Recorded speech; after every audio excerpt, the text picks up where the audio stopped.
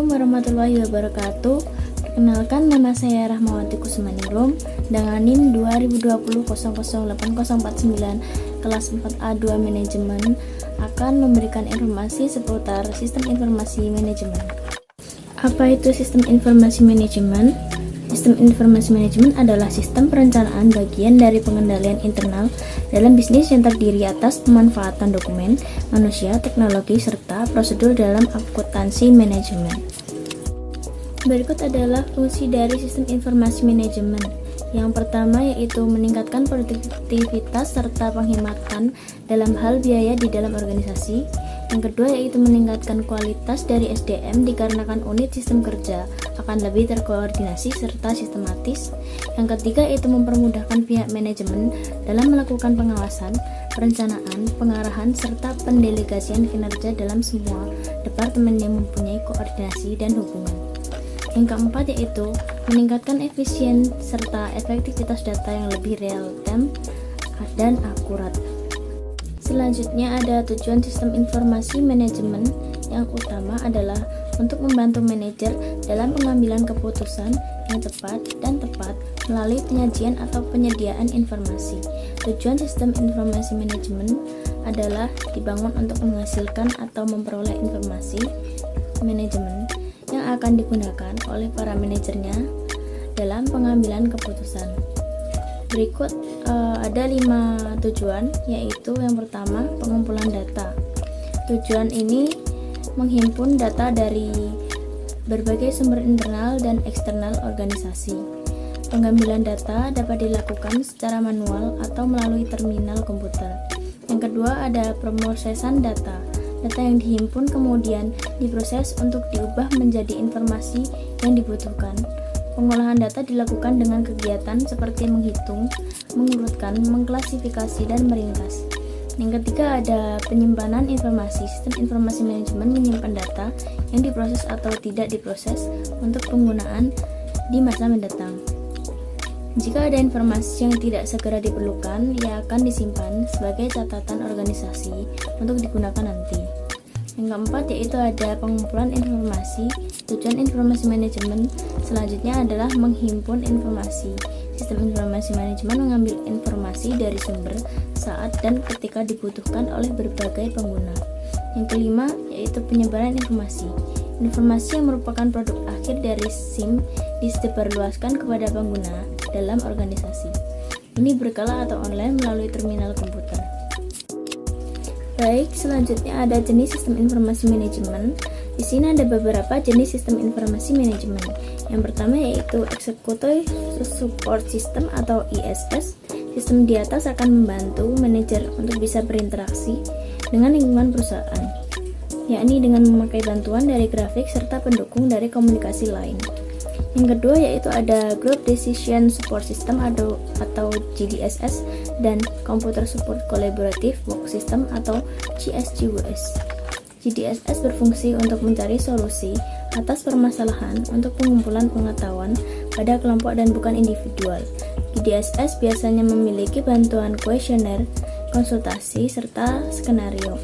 Contoh dari GDSS adalah e-government. Yang ketiga yaitu ada Expert System atau IS dan Artificial Intelligence atau AI. Sistem informasi ini memakai kecerdasan buatan dalam menganalisis pemecahan masalah menggunakan pengetahuan tenaga ahli yang sudah diprogram kedalamannya. Contoh dari IS dan AI adalah sistem jadwal mekanik. Yang keempat yaitu ada Decision Support System atau DSS. Selanjutnya ada sistem informasi membantu manajemen untuk mengambil keputusan dengan mengamati lingkungan dalam perusahaan. Contoh dari DSS adalah link elektronik. Yang kelima yaitu Informatic Management System atau IMS. IMS memiliki fungsi untuk mendukung spektrum tugas di dalam organisasi. IMS juga bisa dimanfaatkan dalam menganalisis pembuatan keputusan. Beberapa fungsi informasi dan program komputerisasi bisa disatukan dalam IMS. Yang keenam ada Official Automation System atau OAS. Contoh sistem informasi selanjutnya adalah OAS. Aplikasi ini memiliki fungsi untuk melancarkan komunikasi di antara departemen di dalam perusahaan. Caranya dengan mengintegrasi server komputer di setiap user perusahaan. Contoh OAS adalah melalui email. Yang ketujuh ada Supply Chain Management atau SCM. Pada sistem SCM, manfaat yang diperoleh dari manajemen adalah mengintegrasikan data penting seperti supply dari pemasok, produsen, hingga pengecer, bahkan sampai ke konsumen paling akhir. Biasanya sistem ini menjadi satu dengan sistem pembukuan perusahaan pada software akuntansi. Yang kedelapan yaitu Enterprise Resource Planning atau ERP. Banyak perusahaan besar yang menggunakan sistem informasi manajemen ERP.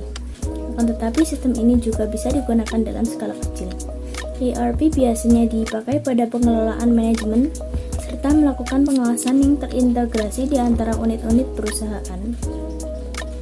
Selanjutnya di sini ada komponen sistem informasi manajemen. Komponen sistem informasi manajemen fungsional adalah elemen dan komponen yang memiliki hubungan dengan pemrosesan data, teknik pengumpulan data, penyimpanan, dan juga pelaporan informasi di mana sistem ini dibutuhkan manajemen. Di sini ada beberapa komponen. Yang pertama yaitu ada administrasi dan operasional. Sistem ini meliputi beberapa bagian dari manajemen yang melakukan kegiatan rutin dengan prosedur yang telah ditentukan.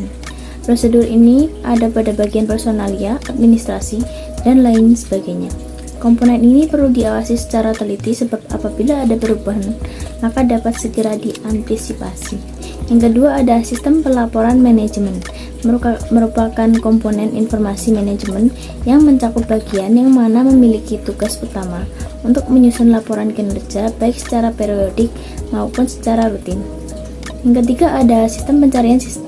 Sistem pencarian adalah komponen yang memberikan ragam informasi yang dibutuhkan perusahaan. Bentuk sistem pencarian tidak terstruktur tetapi penting untuk mengambil keputusan. Yang keempat ada sistem database. Sistem ini adalah komponen yang memiliki manfaat untuk menyimpan semua data dan informasi mengenai kegiatan dari perusahaan. Yang kelima ada manajemen data.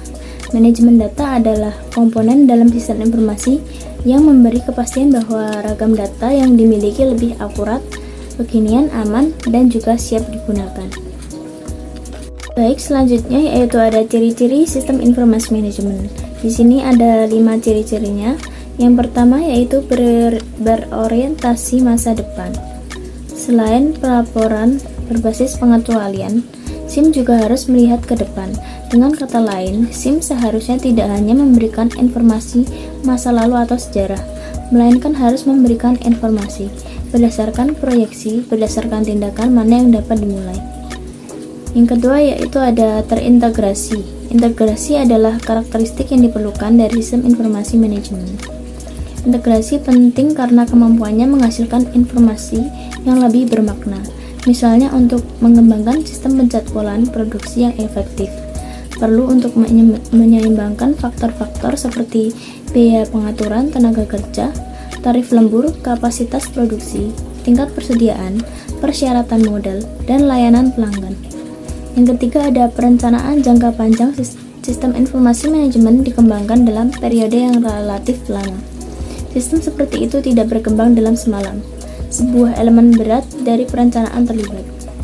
Perancangan SIM harus memiliki tujuan dan kebutuhan masa depan perusahaan dalam pikiran. Yang keempat ada konsep subsistem. Proses pengembangan SIM cukup kompleks dan seorang cenderung sering kehilangan wawasan. Dengan demikian, sistem meskipun dipandang sebagai satu kesatuan harus dipecah menjadi subsistem yang dapat dicerna yang lebih bermakna pada tahap perencanaan. Yang kelima ada basis data. Pusat basis data adalah pusat mortir yang menyatukan sistem fungsional. Setiap sistem memerlukan akses ke file induk data yang mencakup inventaris, personil, vendor, pelanggan, dan lain-lain. Nampaknya logis untuk mengumpulkan data satu kali, menvalidasinya dengan benar, dan menempatkannya di media penyimpanan pusat yang dapat diakses oleh subsistem lainnya. Baik, selanjutnya di sini ada model sistem informasi manajemen. Model informasi adalah model-model paket aplikasi yang dapat dibeli di pasaran yang dibuat khusus untuk model-model kegiatan tertentu. Di sini ada 4 model, yaitu yang pertama model pengelolaan transaksi atau MPT, Database dapat memuat data yang diberikan oleh sistem pemrosesan transaksi. Selain itu, baik data maupun informasi dimasukkan dari lingkungan. Lingkungan menjadi terlibat ketika perusahaan berinteraksi dengan organisasi-organisasi lain. Yang kedua, ada model pendukung manajemen atau MPM. Model pendukung manajemen atau MPM adalah suatu sistem yang membantu manajemen terhadap keperluan tersedianya informasi laporan yang terstruktur dan bersifat kesimpulan untuk keperluan periodik atau keperluan mendadak. Keluaran MPM diproduksi secara rutin dan digunakan terutama untuk mengontrol aktivitas kegiatan. Walaupun keluaran tersebut dapat juga digunakan untuk keperluan perencanaan dan pengorganisasian. Yang ketiga ada model pendukung keputusan atau MPK. Model pendukung keputusan atau MPK adalah fasilitas pangkalan komputer interaktif untuk keperluan dukungan pembuatan keputusan manusia. MPK sering dibuat untuk memecahkan masalah pada basis pengolahan khusus. Tidak seperti MPM yang tetap dan sering digunakan berulang-ulang. Kebutuhan akan MPK mungkin tidak tetap. Pada semua kasus, MPK didesain untuk fasilitas pemecahan masalah yang kurang terstruktur dibanding dengan MPM dan MPT. Yang keempat ada model pendukung eksekutif atau MPI. Model pendukung eksekutif adalah sistem informasi yang mendukung keperluan informasi pada eksekutif senior. Model pendukung eksekutif atau MPI membuat kesimpulan data dan menyediakan data atau informasi tingkat yang paling tinggi. Baik, sekian informasi yang saya sampaikan. Ada kurang lebihnya saya mohon maaf. Wassalamualaikum warahmatullahi wabarakatuh. Salam dan bahagia.